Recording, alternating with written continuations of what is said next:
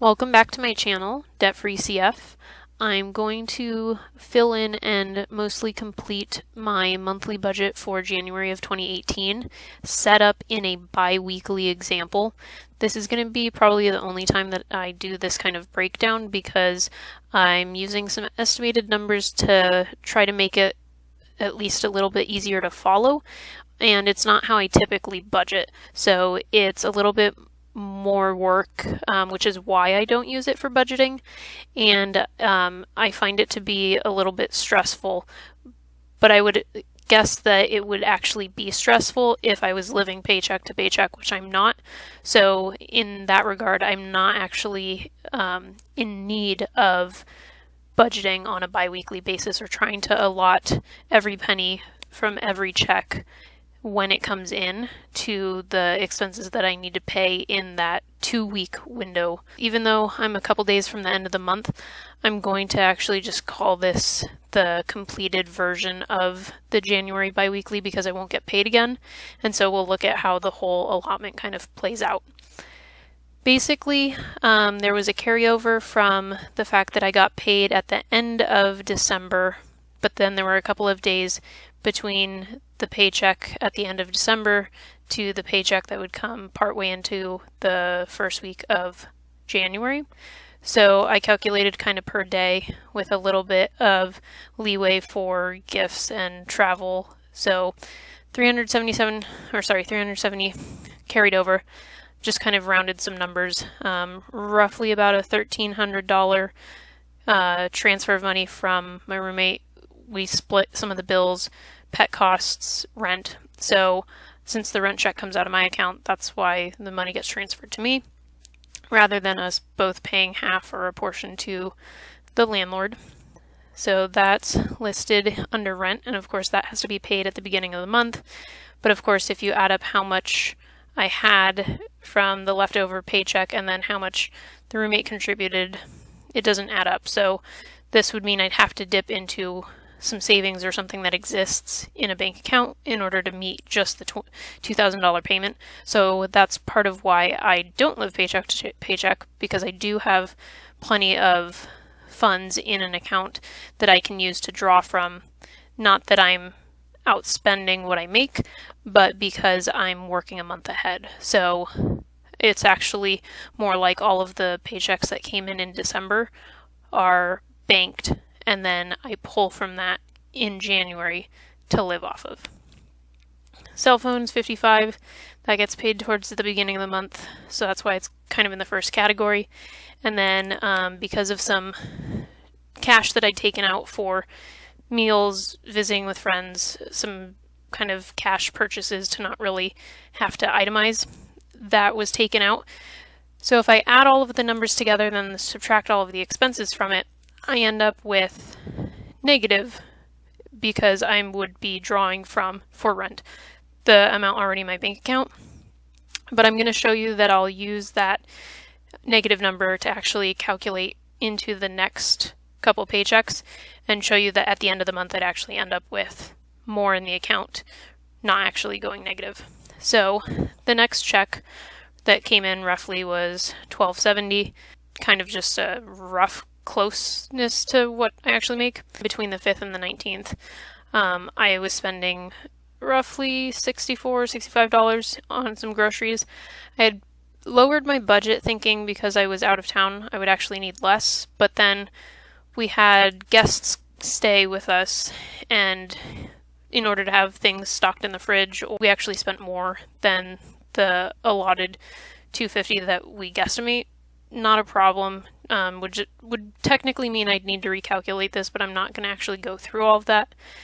But this number here is all of the different purchases that were all related to food or eating out, restaurants, that kind of thing. So I'm actually going to move this into the actual category of groceries, and you'll see that it was roughly around $310, which I think is probably the most expensive month we've had in months, if not over a year.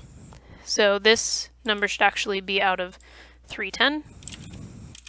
And then if we look at what's left, it'll be 310 minus that 63.68 that was already paid.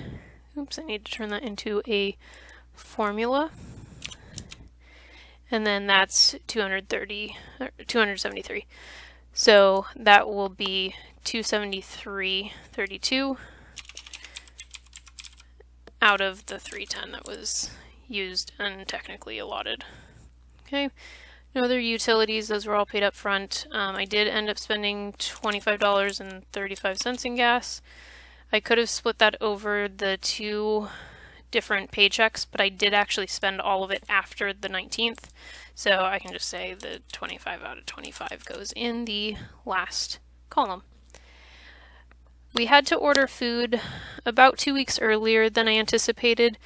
Switched to a powdered, raw, dry, freeze type of food for the cats to see how they'd like it, see if it seemed to be a little bit better of an option for feeding them. They love it. We're putting them on scheduled feeding because one of them's a teeny bit on the heavier side, and that ran out a little bit sooner than I thought it would. So we had to order ahead. Not really a problem, but it does push where the sinking fund is. Not that I have those listed here. And actually this is in the wrong column. This should be over here.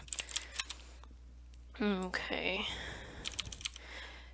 Then we've got car insurance. That's being saved, so it's not actually being paid up front. Another reason there'll be extra income in a bank account over the course of the weeks and months. And then there were a couple other expenditures that I'm going to move to the fun miscellaneous category. And so that's another 83 on top of the 80 or so that was already spent. So how I calculated the columns is, again, all of the incoming, subtract all of the outgoing. So that's how I ended up with negative in this column. Then here I reference back to the negative amount, add the income so that that starts covering and balancing out the negative part, and then subtracting the other couple of costs, which actually the 310 I moved to a different column, so we'll move that. So I'm now positive about $700 in the account, a portion of the way through the month, almost to my next paycheck.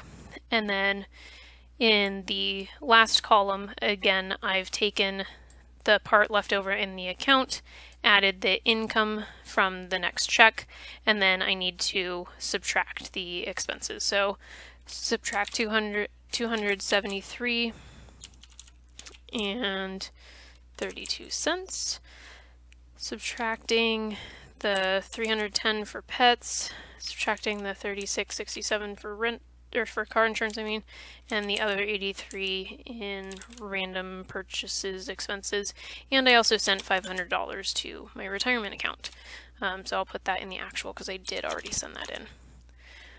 So now I have, as you can see, left over by a couple days out from the end of the month, $628. So that $628, if that was what I had similarly in December, would have already been added to the $300 or so from the carryover of the check.